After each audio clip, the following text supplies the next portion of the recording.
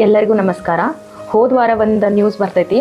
SSLC ಪರೀಕ್ಷೆ ಬರಿಬೇಕಾದಂಥ ವಿದ್ಯಾರ್ಥಿ ಪರೀಕ್ಷೆಗೆ ಭಯಪಟ್ಟು ತನ್ನ ಜೀವವನ್ನು ಕಳ್ಕೊತಾನೆ. ಆ ವಿದ್ಯಾರ್ಥಿ ಓದಿದ್ನೋ ಅಥವಾ ಓದಿರ್ಲಿಲ್ಲೋ ಅದು ಸೆಕೆಂಡರಿ, ಆದ್ರೆ ಅವನಿಗೆ ಸಮಾಜದ ಮತ್ತು ಪಾಲಕರ ಒತ್ತಡ ಇತ್ತು ಅಂತಂದು ಕ್ಲಿಯರ್ ಆಗಿ ಗೊತ್ತಾಗ್ತೈತಿ. ಪರೀಕ್ಷೆ ಅನ್ನೋದು ಮಗುವಿಗೆ ಒಂದು ಹಂತ ಅಷ್ಟೇ, ಆದ್ರೆ ನಮಗೆಲ್ಲ ಅವ ಎಕ್ಸಾಮ್ ಒಳಗೆ ಜಾಸ್ತಿ ಮಾರ್ಕ್ಸ್ ತೊಗೊಂಬಂದ್ರೆ ನಮ್ಗೇನೋ ಒಂದು ಗೌರವ ತಂದು ಕೊಟ್ಟಾನಂತ ಹೇಳ್ತೇವೆ ನಾವು. ಅದೊಂದು ಹೆಮ್ಮೆ. ಅವ ರ್ಯಾಂಕ್ ಬರಬೇಕು, ಫಸ್ಟ್ ಬರಬೇಕು, ಇನ್ನೊಬ್ಬರ ಜೊತೆ ಕಂಪೇರ್ ಮಾಡ್ತಿರಲ್ಲ ನೀವು. ಅವ ನೋಡ ಇಂಥ ಚಲೋ ಜಾಬ್ ಹಿಡ್ದಾನ, ನೀ ಏನು ಮಾಡತ್ತಿ ಮನ್ಯಾಗ ಕೂತಿ, ನೋಡು ಅವ್ನಿಗೆ ಗೌರ್ಮೆಂಟ್ ಜಾಬ್ ಸಿಕ್ತ, ನೋಡು ಅವ ಫಸ್ಟ್ ರ್ಯಾಂಕ್ ಬಂದ. ಈ ನಿಮ್ಮ ಮಾತುಗಳು ಅವ್ರಿಗೆ ಹೆಂಗೆ ಕೇಳಿಸ್ತಿರ್ತಾವಂದ್ರೆ ನಿನ್ನ ಕಡೆ ಏನಾಗತೈತಿ, ಎದಕ್ಕೆ ಉಪಯೋಗದಿ ನೀನು? ಇದು ಅವ್ರಿಗೆ ಯಾವತ್ತೂ ಪ್ರೇರಣೆ ಆಗಿರಂಗಿಲ್ಲ. ಇದರಿಂದ ಅವರಿಗೆ ಭಯ, ಹಿಂಜರಿಕೆ, ಒತ್ತಡ ಸೃಷ್ಟಿ ಮಾಡ್ತೈತಿ.